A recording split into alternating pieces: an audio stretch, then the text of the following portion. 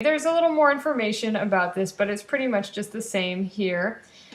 And you can go over that at your leisure. Don't forget how to access it. So once you get your first discussion graded, you may want to go and compare what you wrote to those examples and see whether you think that your discussion was graded pretty much the way that document describes. Your critique, I will show you the guidelines for that in just a moment because they are already available to you. You could start on that right now. And I would definitely recommend that you take the time to look those over, but I will be talking about them. As far as the late policy for this class goes, for pretty much anything other than a quiz, like an assignment or the creative project, you could turn in work late, but every 3 days that it's late, you will lose 5 percentage points. Now I want to point something out about due dates. When you have a deadline or a due date, that means that's the last day that you should turn something in. It doesn't mean that you should start doing it on that day. And it doesn't mean that that's the first time you should think about turning something in.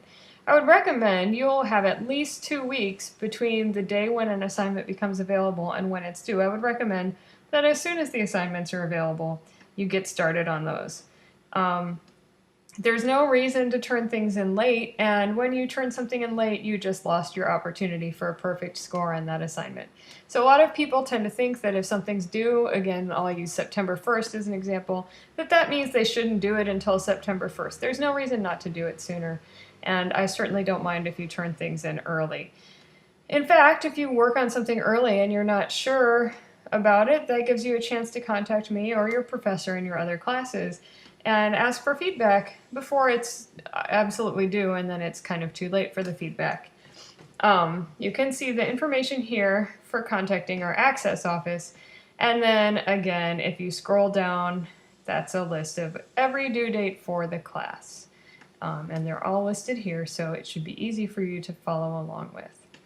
Now, over on the left-hand side, there's some other important tools for you. So the home page we see right now, there are some announcements, so if you click on announcements, you'll see announcements for this class, and the assignments, which we already discussed. This is also how you can access the discussions, although again, they can be found a variety of ways, including scrolling down to the bottom of the page.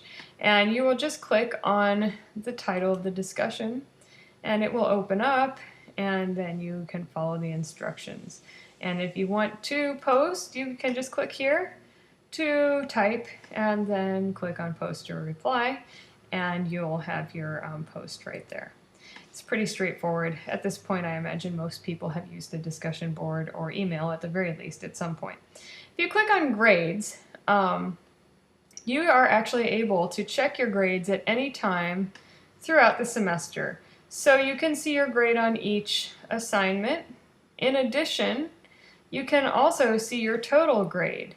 Now, of course, right now, there's not been anything graded, but as time goes on and you have grades up, your total for the class will show how you're doing right now.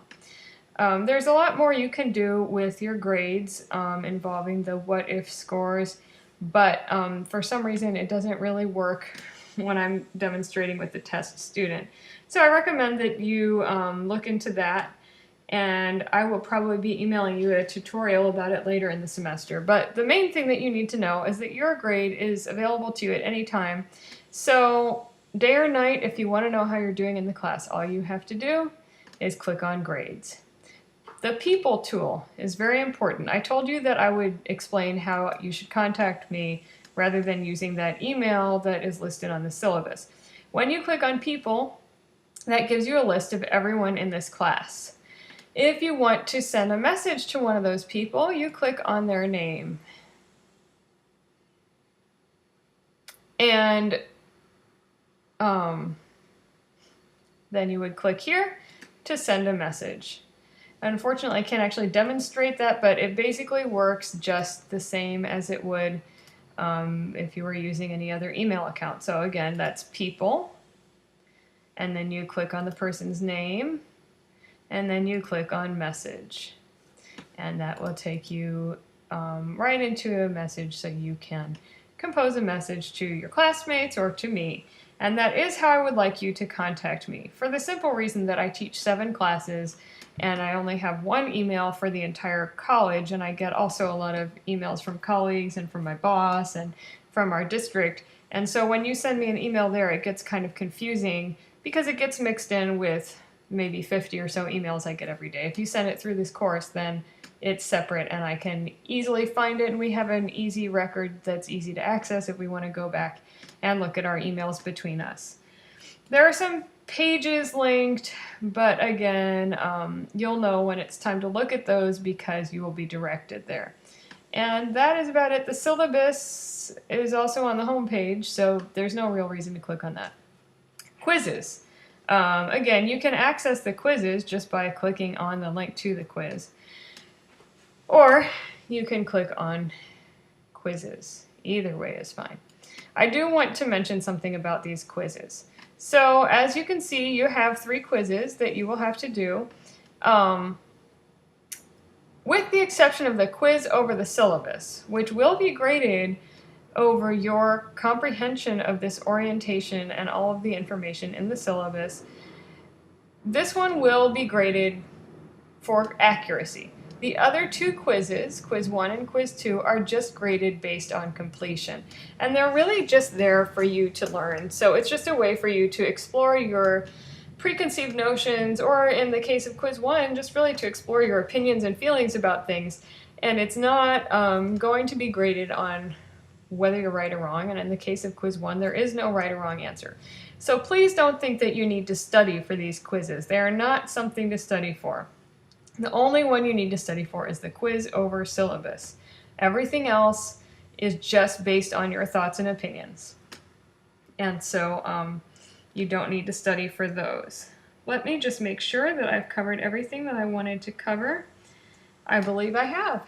So, as I said, welcome to the class. If you have any questions or need to contact me, do not hesitate to call or click on People, then click on my name, and then send me a message. Please feel free to contact me at any time.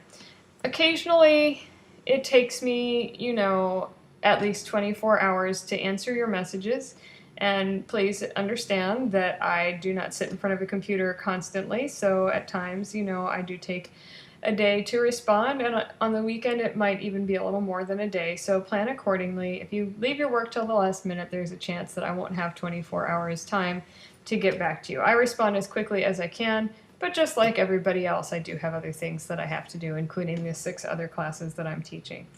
And again, if you need anything at all, if you need help, or if you're just feeling overwhelmed with the course, please feel free to contact me. I know we're going to have a great semester. I look forward to getting to know you. Thanks a lot, and see you online.